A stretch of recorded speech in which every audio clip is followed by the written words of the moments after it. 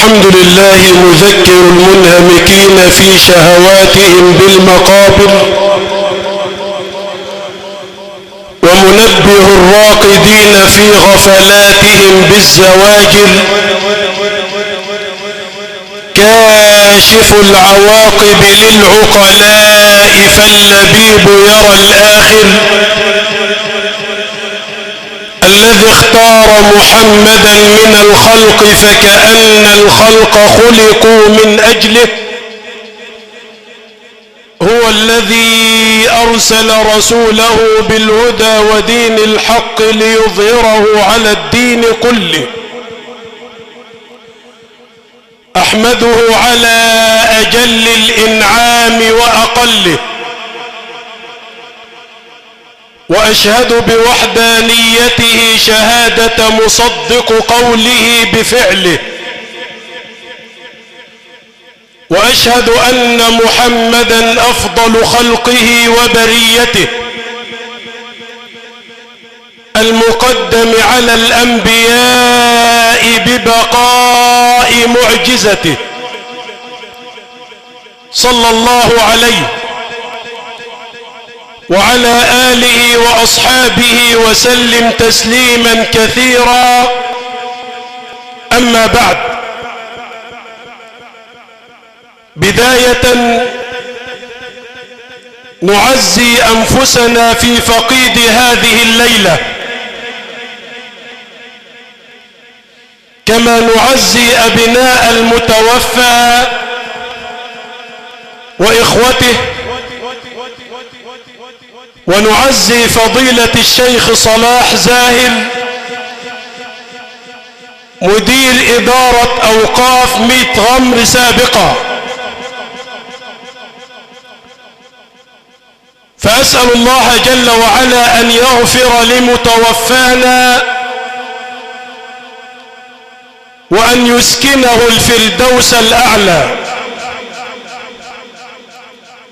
أيها الأحبة، نتحدث في هذه الدقائق مع بعض الآيات التي ذكرها قارئنا، الذي أسأل الله جل وعلا أن يجعل قراءته في ميزان حسناته يوم لا ينفع مال ولا بنون إلا من أتى الله بقلب سليم. القارئ قرأ قول الله جل وعلا: واضرب لهم مثل الحياة الدنيا كماء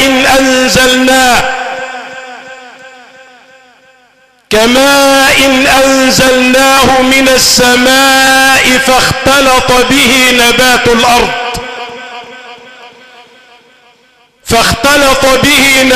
الأرض فأصبح هشيما تذروه الرياح،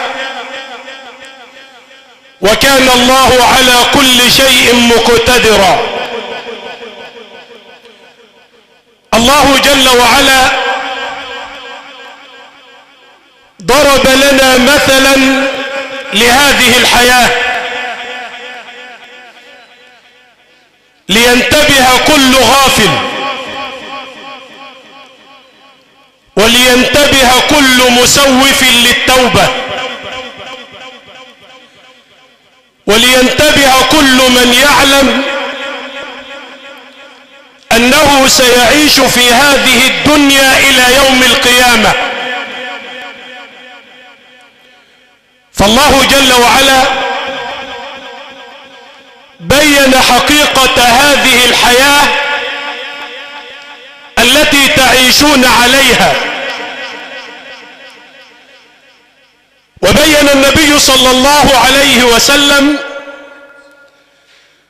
أنها لا تزن عند الله جناح بعوضة،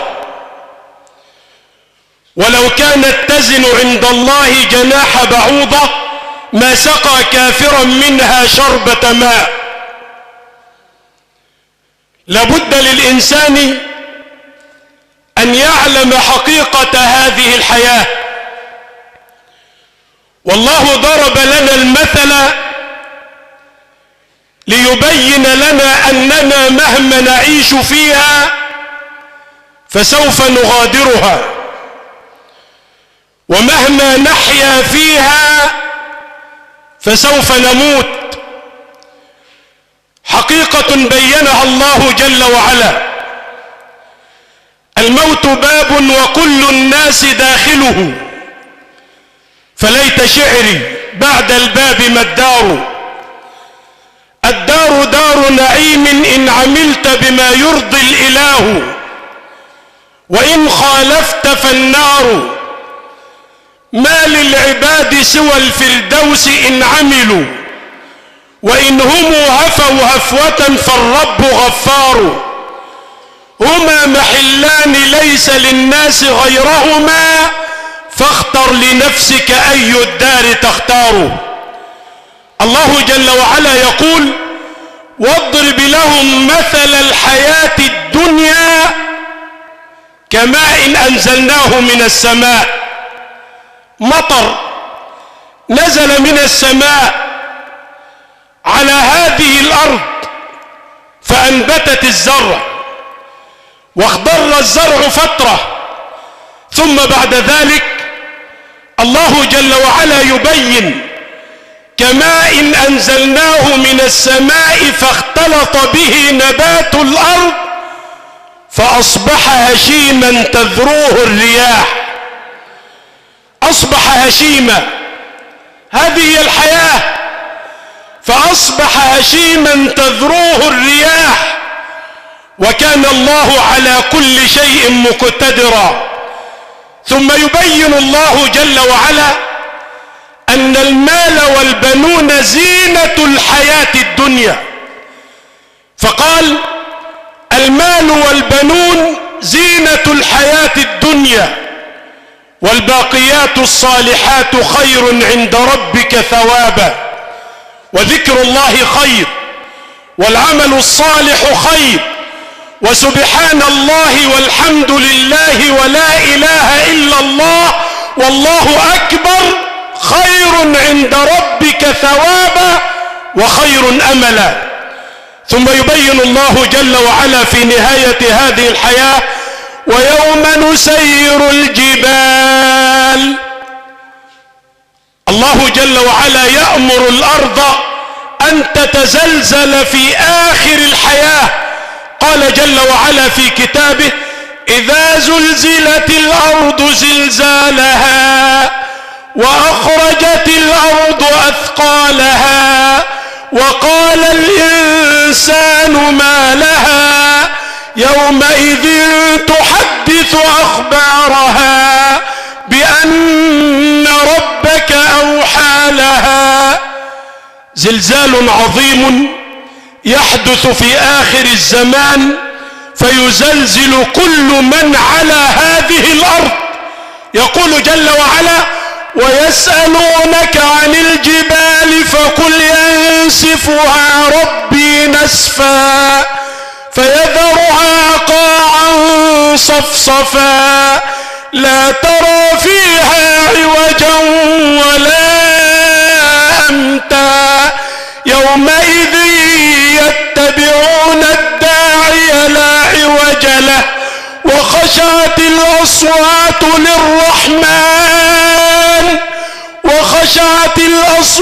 للرحمن فلا تسمع إلا همسا. كلمات تزلزل القلوب وتقرب القلوب من علام الغيوب، فالإنسان لا بد أن يعيش مع كلام الله جل وعلا. هذه الجبال التي جعلها الله جل وعلا أوتادا للأرض، والجبال أوتادا يعني ايه؟ شوف الوتد، اما بتيجي تدق الوتد وهو قطعة من الخشب، معظم هذه القطعة في باطن الأرض والبعض الآخر يظهر على الأرض. هذا هو حال الجبال.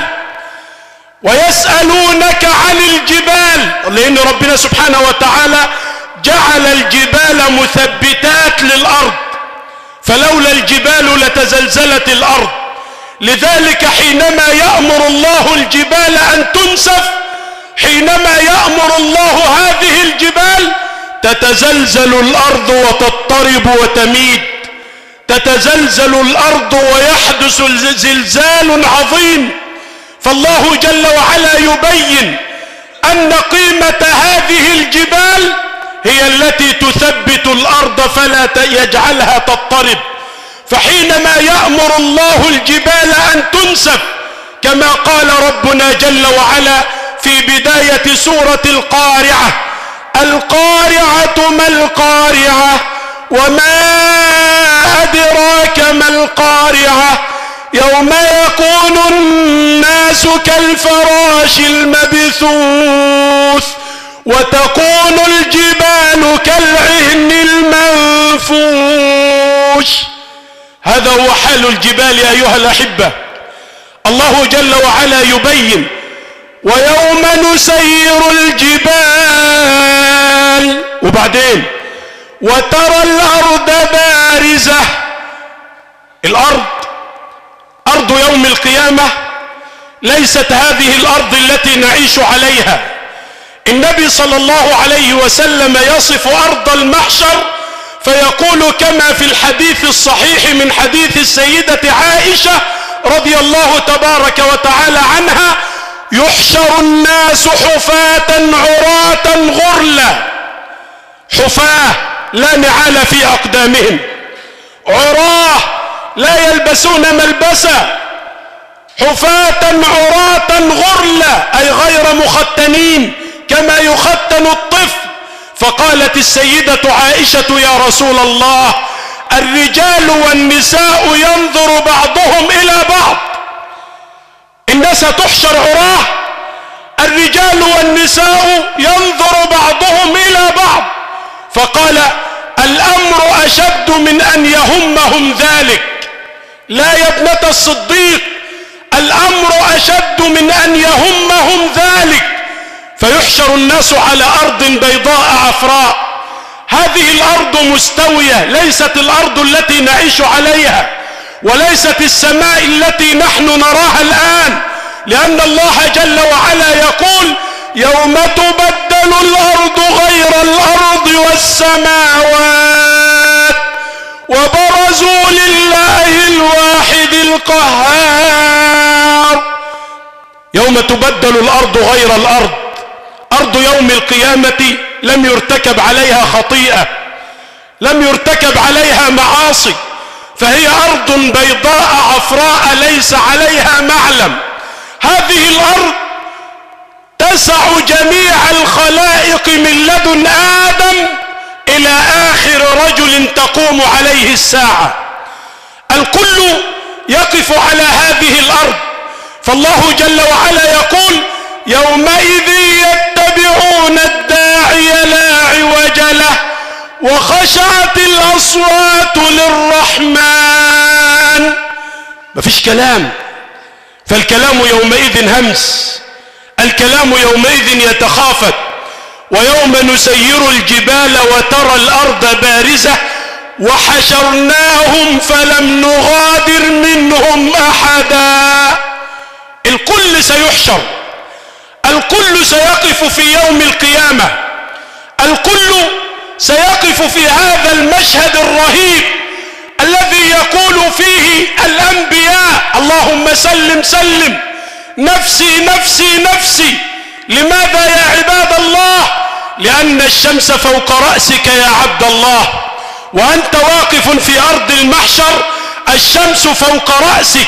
هذه الشمس العالية، هذه الشمس التي لا نستطيع أن نطيق حرارتها ستكون فوق الرؤوس يوم القيامة.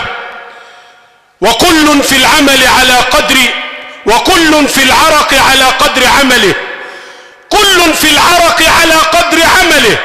فمن الناس من يصل عرقه عند أنصاف ساقه، ومن الناس من يصف عرقه عند حقويه، ومن الناس من يصف عرقه أو يصل عرقه عند فاه. وأشار النبي صلى الله عليه وسلم على فمه، أي لا يستطيع أن ينطق الإنسان بكلمة التي تريح المريض، لا تستطيع أن تفتح فمك. لابد للإنسان أن يعلم: وحشرناهم فلم نغادر منهم أحدا وعرضوا على ربك صفا. فالملائكة تقف صفوف، والأنبياء يقفون صفوفا، والناس يقفون صفوف ينتظرون مجيء الرب جل وعلا. وجاء ربك والملك صفا صفا وجيء يومئذ بجهنم يومئذ يتذكر الإنسان وأنى له الذكرى. سبحان الملك. وحشرناهم فلم نغادر منهم أحدا وعرضوا على ربك صفا لقد جئتمونا كما خلقناكم أول مرة. انت اتولدت ايه؟ عريان. انت اتيت الى الدنيا عريانا، وستخرج من الدنيا بكفن من غير جيوب، وستقف بين يدي مولاك كما بدأك أول مرة.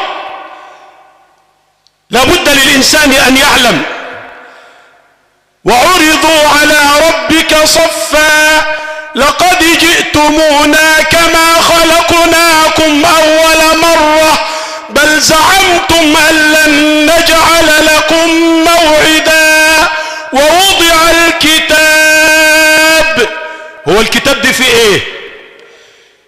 الكتاب فيه عملك الذي عملت، الكتاب فيه حسناتك وسيئاتك، الكتاب فيه كل صغيرة وكل كبيرة. هذا الكتاب سيعرض عليك يوم القيامة، فلا تستطيع أن تنكر، لا تستطيع أن تقول ليس هذا كتابي. ووضع الكتاب. هذا الكتاب إما أن يراه المؤمن وإما أن يراه الظالم. المؤمن يفرح بكتابه، يقول: هاؤم اقرءوا كتابيه إني ظننت أني ملاق حسابيه. فهو في عيشة راضية في جنة عالية قطوفها دانية كلوا واشربوا هنيئا. كلوا واشربوا هنيئا بما أسلفتم في الأيام الخالية. ووضع الكتاب فترى المجرمين مشفقين مما فيه ويقولون: يا ويلتنا ما لهذا الكتاب لا يغادر صغيرة ولا كبيرة إلا أحصاها. ياما عملت معاصي ونسيتها ذكرك الله إياها. إياك أن تظن أن الله جل وعلا لا يغفل، أن الله يغفل. إياك أن تظن أن الله جل وعلا ينسى. إياك أن تظن أن الذي تعمل لا يكون في كتابك. لا يغادر صغيرة ولا كبيرة إلا أحصاها ووجدوا ما عملوا حاضرا. العمل بتاعك، الصلاة، الصيام، الزكاة، الحج، صلتك للأرحام، ذكرك لله جل وعلا. ووجدوا ما عملوا حاضرا ولا يظلم ربك أحدا. إذا كنت ظلمت في الدنيا فلن تظلم في الآخرة، ولا يظلم ربك أحدا. إذا أخذ حقك في الدنيا فلن يؤخذ في الآخرة، ولا يظلم ربك أحدا، كما قال ربنا جل وعلا. أيها الأحبة، إن الحديث عن الموت ذو شجون وله فيوضات، لكن آيات الله جل وعلا تحرك القلوب وتقرب القلوب من علام الغيوب. فالله جل وعلا يقول في كتابه: أفلا يتدبرون القرآن أم على قلوب أقفالها. أمرنا الله جل وعلا بالتدبر في آيات الله، أمرنا بأن نعيش مع كلام الله، أمرنا بأن نستمع إلى كلمات الله جل وعلا وأن نطبق ما في كتاب الله جل وعلا. أيها الأحبة، أسأل الله جل وعلا أن يتغمد الفقيد بواسع رحمته. اللهم اغفر له وارحمه، اللهم اغفر له وارحمه، اللهم أكرم نزله، اللهم وسع مدخله، اللهم جاف الأرض عن جنبيه، اللهم أبدله دارا خيرا من داره، اللهم اجعل هذه الليلة أسعد لياليه، اللهم اجعل هذه الليلة أسعد لياليه، اللهم نور قبره يا رب العالمين، اللهم احشره مع النبيين والصديقين والشهداء والصالحين وحسن أولئك رفيقا. وآخر دعوانا أن الحمد لله رب العالمين، ولا أراكم الله مكروها في عزيز لديكم.